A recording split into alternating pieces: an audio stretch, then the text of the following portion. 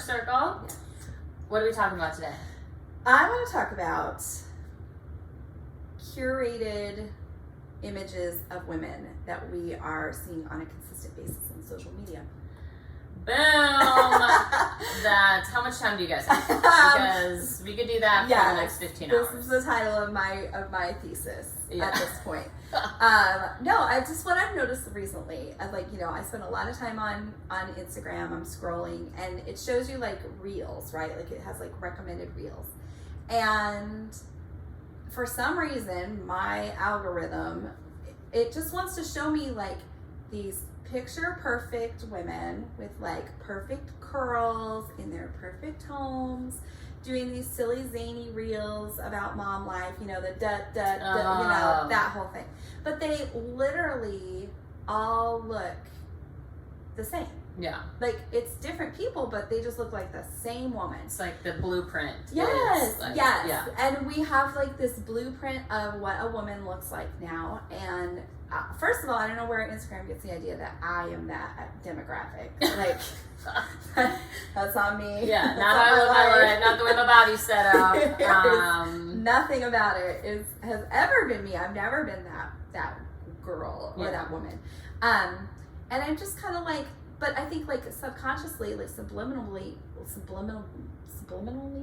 it sort of gets into your brain, and you kind of just get this feeling of like, I don't look like that, I'm not enough, or I don't fit in this package. And I just think it's really negative and harmful, and I don't like it. Yeah, because it's like, well, if this is like, if I'm seeing 100 reels and everybody kind of like looks like this, and this is what it means to be like, have it put together. Yeah. And this is so far, I mean, for me personally, what I actually look, live, and like, this is not how my life is set up. Yeah. So it's like, where am I in this, how do I fit into this world? Like, what does that make me as a person? Yeah. Yeah. And then it doesn't help but make you second guess everything and just kind of be like, well, now you feel less than because you've just seen a ton of reels of like people that have it all together. Yeah. Yeah. Well, and like it creates this impossible standard, and then it's like they're trying to be like, oh, I'm like so funny and quirky and weird, and I have these little kids and but it's like so carefully crafted. Yeah. And like, who in the real world is able to do that? Like, who Right. actually is home with toddlers, putting like waves in their hair? Right. And not having like their hair being ripped Yeah. out of their head. It's like even in these moments, I think of like online authenticity where it's like, oh, I'm just a hot mess mom, but also hair perfect, outfit. There's no food on my clothes from my toddler. Like anybody who's actually had children, and multiple young children at once, like that you aren't doing anything without having a piece of your child on you like throughout the day. So this idea of like, oh, we're promoting authenticity, it looks authentic, it's like, oh, I'm just trying to put it all together. It's like, well, you have a cute styled outfit on, you have a full face of makeup, your hair is done, like that is more together than I've ever been when my kid has been 2 years old. Like ever. 2 to 5, I would say. Like that's not, but then throwing in these phrases of like, oh, like so stressed out, but meanwhile you have a team of people, like you probably have somebody there watching your kids, you have people that are editing your photos and glam squad, whatever. It's like, it's so not reality. But then all we see is the real, and we're like, look at this lady who's got it all together, 2 toddlers, mommy blog central, and I'm literally sitting here wearing the clothes I was wearing 3 days ago, haven't showered. It's like, what's wrong with me in my life? And like I've said, like I don't think it's necessarily a problem to aspire to things, or like like when I was younger, like we had magazines at the house. So, like, did your mom read a lot of magazines? My mom was a magazine reader, and we would have better homes and gardens or whatever. And like obviously like no one's real life looks like that, and so I don't think it's necessarily entirely bad to like have accounts that you like to follow that inspire you, or people whose style you like, or people whose look you're into. But it's like, it's just so pervasive, you know, it's like so much of the same thing over and over and over again that it starts to lose all meaning. And it's it's just more of an unattainable ideal Yeah. at that point. And I think it kind of limits then people's feelings of individuality. Like it limits people's real life. I did, real life. Husband banging on the picture on the wall. Hold on. So where were we? Just for that is real life, right? Yeah. And it's like, I don't know. I think that's like TikTok has really taken off, right? Like a lot of people are looking for more real life, and I don't know. I guess I just want to be able to like not feel like I'm constantly comparing myself to other people on the internet. Yeah. No, I think that's. Don't mind me. I'm just out of breath because I ran up the stairs once. So, in case you're wondering if I just did a marathon, it felt like it. Pretty much felt like it. One set of stairs. Right. Yeah. One set of stairs. Pretty much heart rate through the roof. Like totally.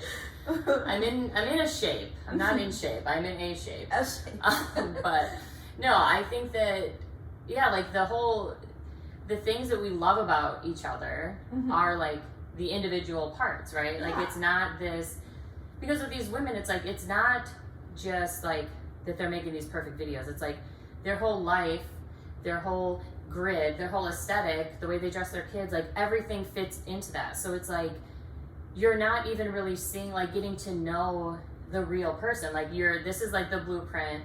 These are like the snapshots of like perfection. But it's like, how many times have you, with these people, famous people who have been marriage counselors and have all the advice for women, and then you find out that their marriage is a sham, and you're like, what?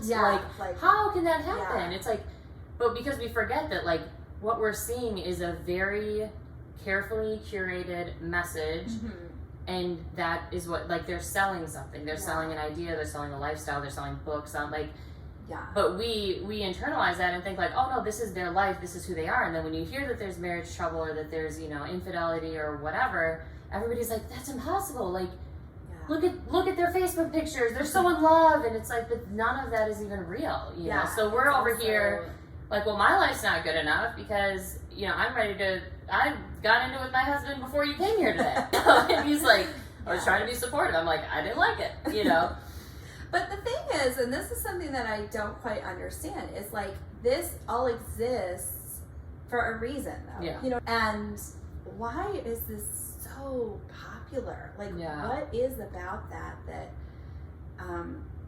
I mean, maybe there's just like a certain audience that works for, but I think for me and the people that I'm around, we're not that audience. We're not those people. And I don't feel like there's a lot of those kind of spaces for people. Yeah. For women who don't like connect with that. Yeah. But I think there's a lot of women, because if we're being honest, like insecurity all-time high for women. So it's like if you're not feeling 100% confident or even really know who you are, it's like, well, this works for this person. This works for a lot of people. So let me just mimic and emulate kind of like what they have going on, and then that'll maybe like make me also be accepted or also kind of like fit in, But then it's also like a shell of yourself, so it's not really you, and then you're just copying like the blueprint. You're not necessarily being true to yourself in that either. And then you wonder why you can't have those like meaningful connections with other women, because you're trying to be what you think works for other people but may not necessarily work for yourself. And I think because it's used as such a tool for like we're both business owners, and like that's where I think it becomes like you're trying to sell this version of yourself to a lot of people. And when you know somebody in a different way, it can be really, really hard to kind of have to see that side of them. Yeah. You know what I mean? Yeah, because you're seeing like the real life versus the social media version. Yeah. So I don't know. That's what's on my mind. It was like, I'm just like about the alarm going off. It's like that's it's like the house is completely empty, but like that's just how stuff is. It's like my husband's gonna walk past the front door about 75 times just because. Oh, there it goes again. There it is again. And that's not even a toddler. That's a grown man. Yeah. So yeah, no, I think that, you know, as consumers of social media, we have to be okay with setting those boundaries, knowing ourselves and saying, you know what, this isn't helpful and it's okay. Like, it's okay. I'm going to follow things that when I'm in my room at midnight scrolling, it makes me feel good about my life, not worse. Yeah. And also, as people who use and post on social media, I think we have to be conscious, like, is this helping? Is this helping people? Is this providing some value? Or is this even real? Like, I think that you have to I guess if you care about what you put in your corner of the world and the kind of difference that you're making, but some people don't, and that's just how it is. But I think then that's your right as a consumer to be like, not interested. Yeah. But I think it's always helpful to have that in the back of your mind, like, am I helping somebody? Like, is somebody going to look at this and feel worse about their lives, worse about their situation? Mm-hmm. Or is this going to be helpful? Like, is this going to make somebody's day? And I personally like to err on like the making somebody's day versus like all my followers are now watching my story and feeling terrible about themselves. Yeah. You know? Yeah, but I mean, I don't know. I mean, so much of it is in our control, and I think that's the thing that we do. Like, some of the things are not in our control. Like, the stuff that pops up that Instagram suggests for me, like, I don't know where they get that idea. Like, I feel like I thought Instagram knew me, but then I'm like, you don't even know me at all. Like, you really don't know me, Instagram. Like, here I thought we were like vibe. Like, you see my hashtags, you know the kind of vibe. Yeah, you throw these see my pictures. Yeah. You're selling them to whoever. Like, stop forcing this on me. Stop it. And so I don't know why they want to just keep giving me the same kind of idea, but I personally there are things that I can do to help to kind of manage that. My feelings and reactions to that. Yeah. And I think just overall, like, being able to understand, like, this is all, like, there's a team, there are a lot of people, like, this is a well thought out, like, everything, product placement, like, everything is way more thought out and intentional than we think, right? We think this is like just a casual everyday mom and it's like, but we know a lot of casual everyday mom, and if you have 2 toddlers, you are getting zero work. Like, a lot of these things just aren't feasible, right? So just being kinder to ourselves in those moments and saying, this is not real life. This is great for Instagram and I love it. Like, the content may be funny, but like always having that reminder that, like, this is somebody's job. They have a team most likely, but this isn't real life. And we need to stop making these accounts into ourselves real lives and then looking at our own lives as lacking or not good enough, you know, because it's not real. Like,